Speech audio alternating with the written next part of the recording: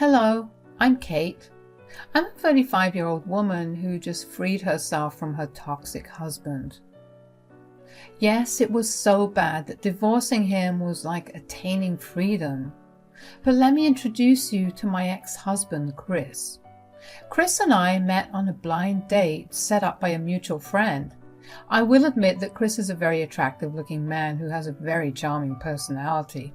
Right off the bat, he ticked all the boxes that describe the ideal man for me. We shared a lot of interest, and conversation between us flowed effortlessly. We spent a good 6 months just going out on dates without ever making it official. We would take turns planning out the dates, and we always managed to do something fun and exciting. After we made our relationship official, we continued to do that, and after a year of dating, we moved in. It was around that time that I became aware of Chris's financial situation. He didn't make a lot of money, and even though I gave him advice on how to grow his career, he never seemed to take it. But I didn't think it was that bad, considering he made a decent amount to support himself, and I was ready to carry over the rest of the costs. Anyway, after about 4 years of dating, we made a decision to get married, and a year later we decided to purchase a house. We used my name on the mortgage and deed because I had a much better credit score than Chris, and it was the best option back then. In hindsight, I am so grateful that Chris was on board with that decision. It was about 2 years into us being married that I noticed changes in Chris's behavior.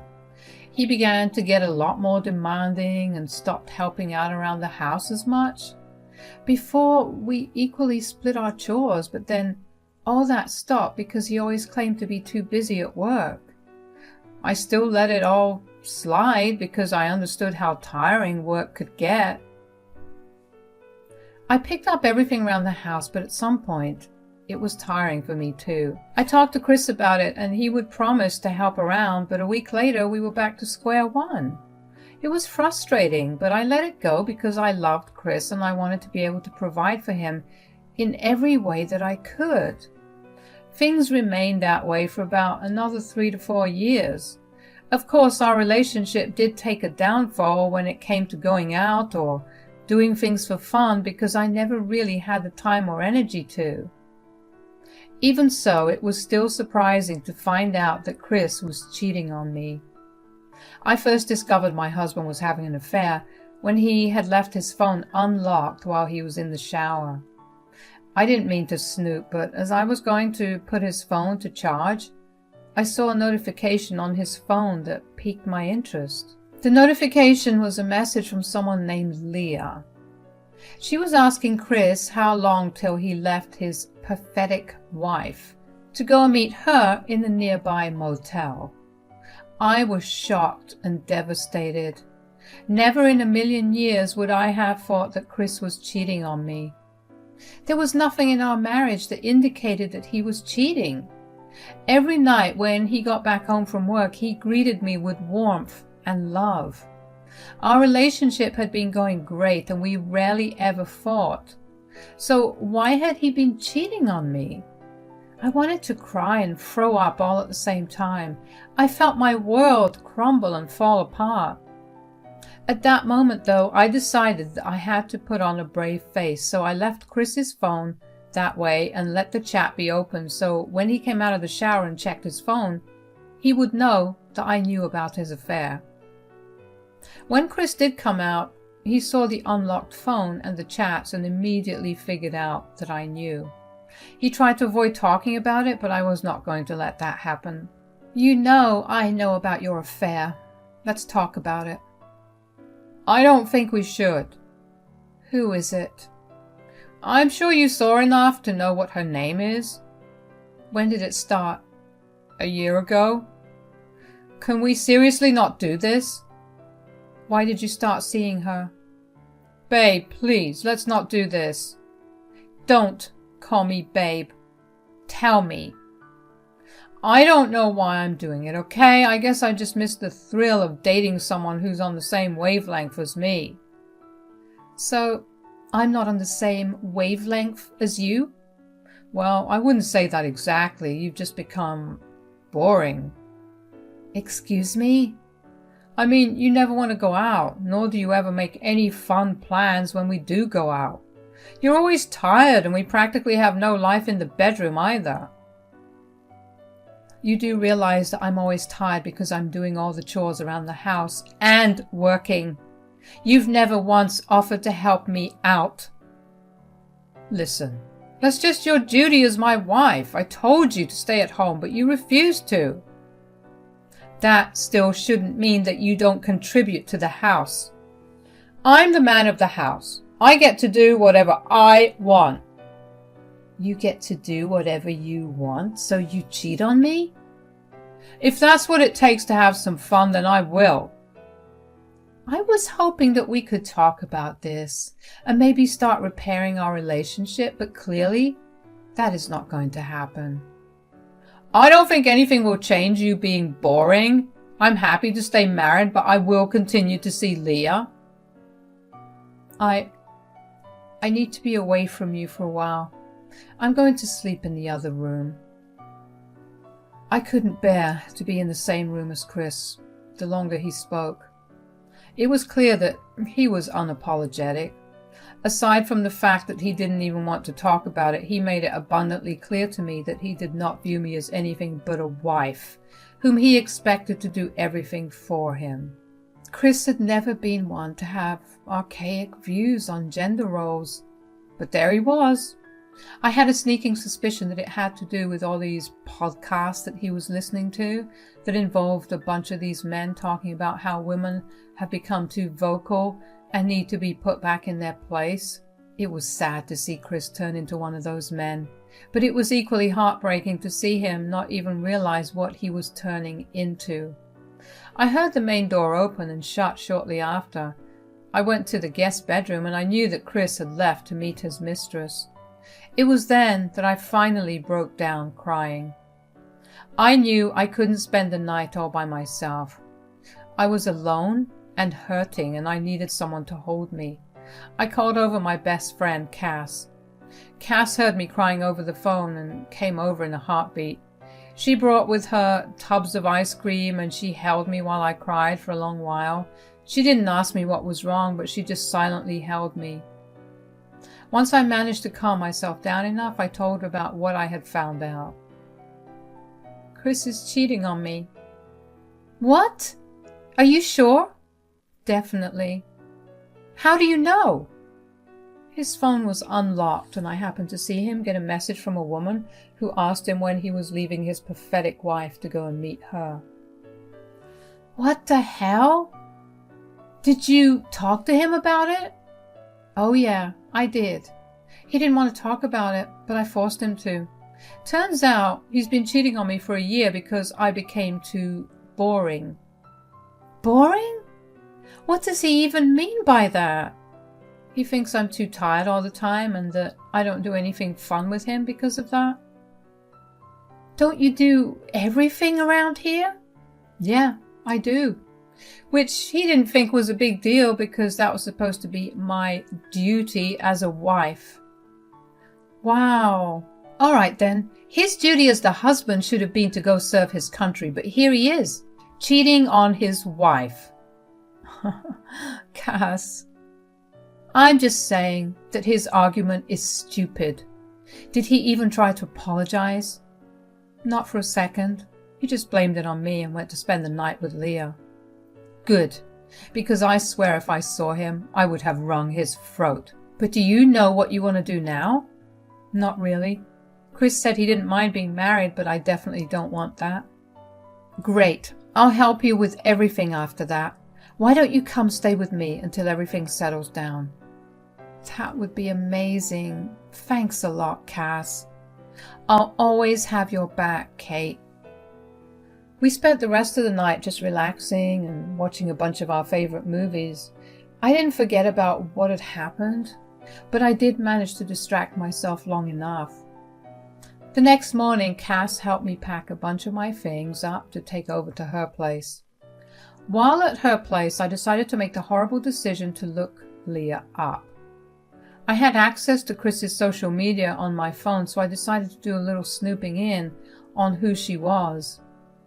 I hadn't ever felt the urge to go through his social media because he never gave me a reason to do it. I found out that he had muted all notification from Leah's chat, which would explain why I never caught any wind of the affair until then. Anyways, it turned out that Leah was a co-worker with his company. Or, to be more precise, she worked under him. She was 25 years old, which made her a good 10 years younger than me and 12 years younger than Chris. That was enough to gross me out even more. If anything, that solidified my decision to get a divorce from him.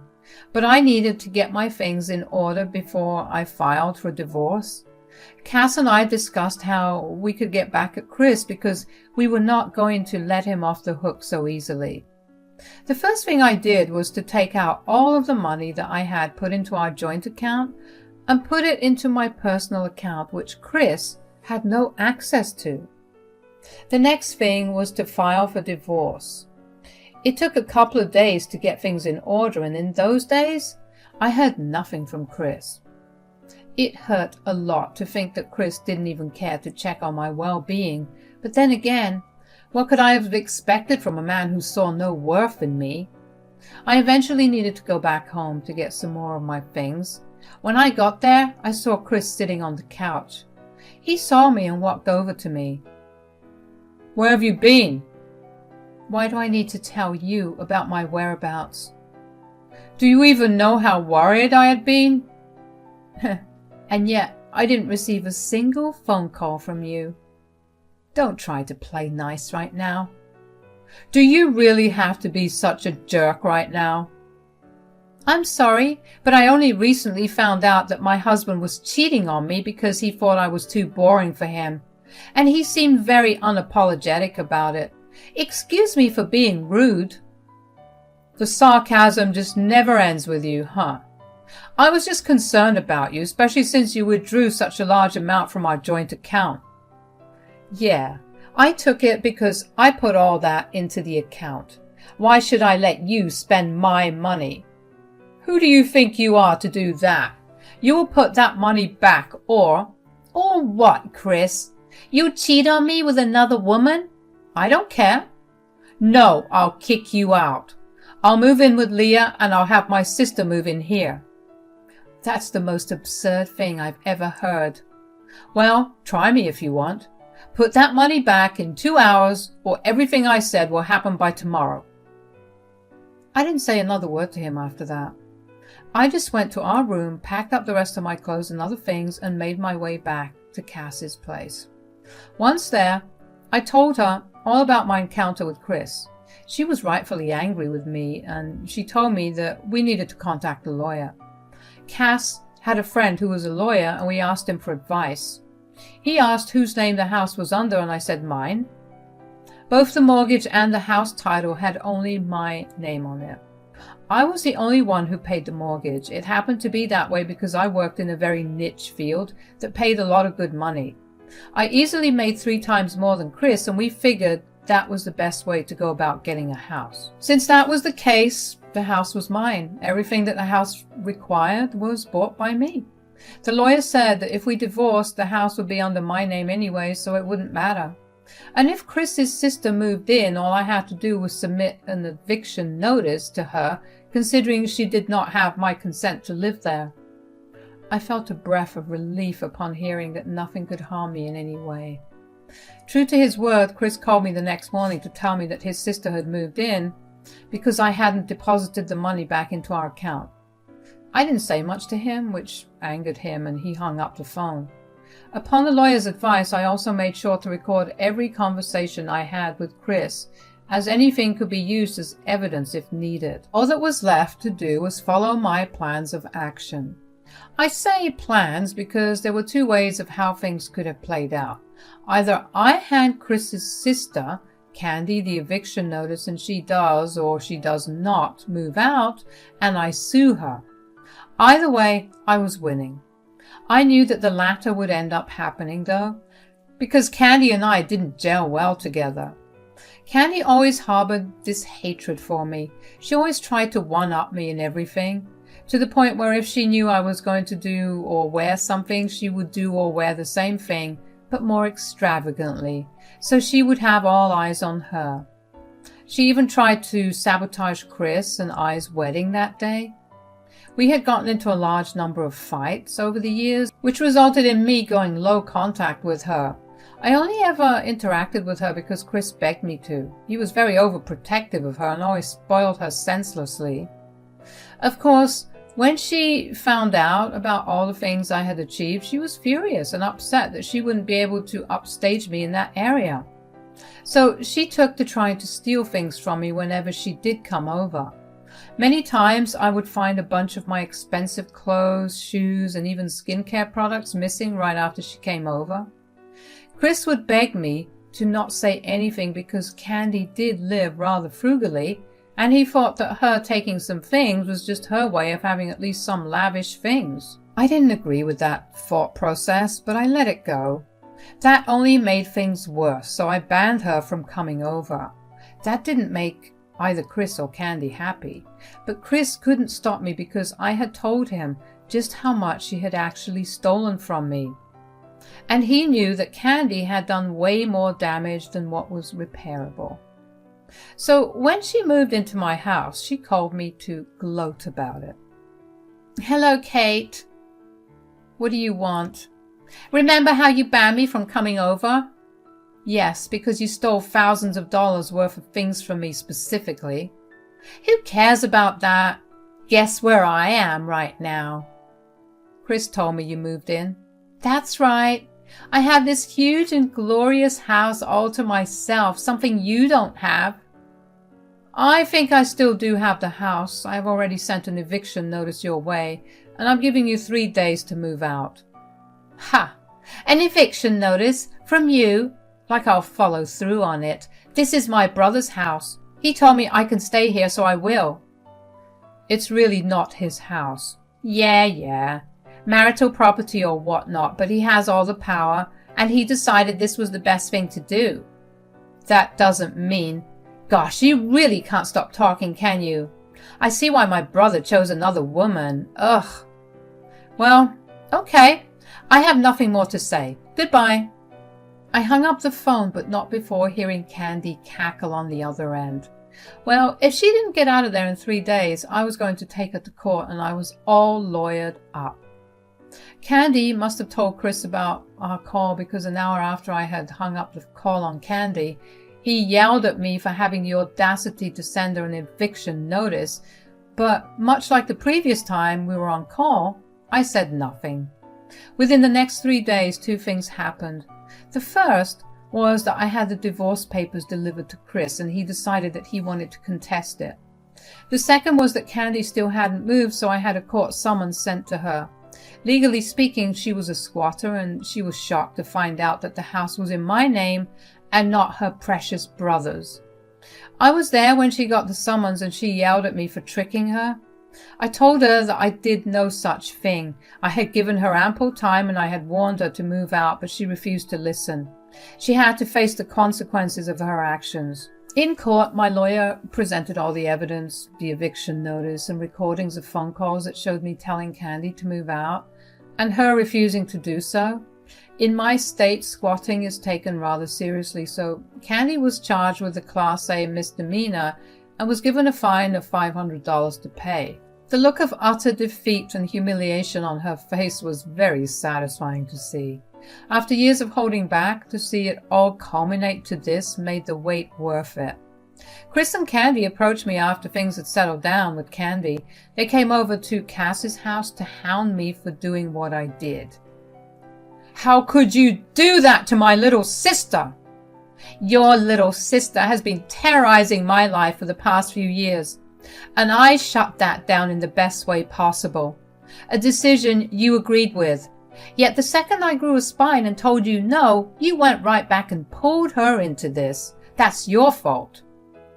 "I only did that because she had nowhere else to go. She got evicted and I was doing her a favor." "So the house suddenly became an option because we were going to separate? If we weren't, would you have snuck her in?"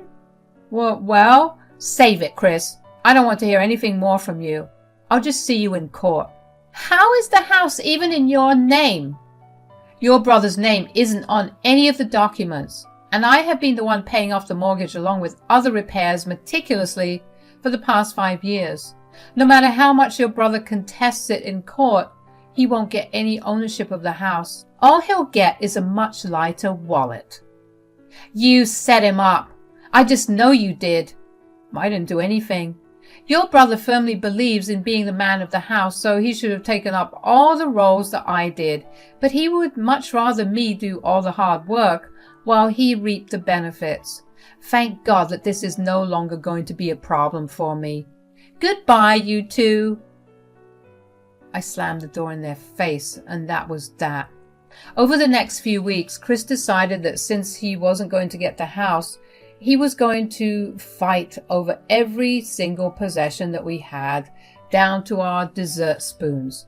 But I had no worries about it. Whatever furniture he wanted and claimed was his, I had all the receipts of who paid for what. He truly was going to only get what he contributed to, which was not much. While he was busy lobbying for all our things, I decided to send the screenshots of his inappropriate relationship with Leah to Chris's HR. Within a week, he was let go, and surprisingly, Leah wasn't. I found out through some of Chris's colleagues whom I was friends with that she had claimed that he had forced her into the relationship. Otherwise, he would not have given her projects. Needless to say, that relationship did not last after that. It took a couple of months, but the divorce was finalized and I was officially a free woman. I decided to throw myself into work, but not before celebrating for a long while with Cass for being able to kill 2 birds with 1 stone. The last I heard, Chris and Candy were living together in some rundown apartment while still searching for jobs. Their parents send them both a small budget to live on, but aren't happy with what they did. I know about that because my in-laws called me to apologize for their behavior. Since I'm now free, I am looking forward to what more life has to offer me. There was one thing I learned through all of this. It's to never ever forget my worth, and also that I am a horrible person to mess with. Cheers!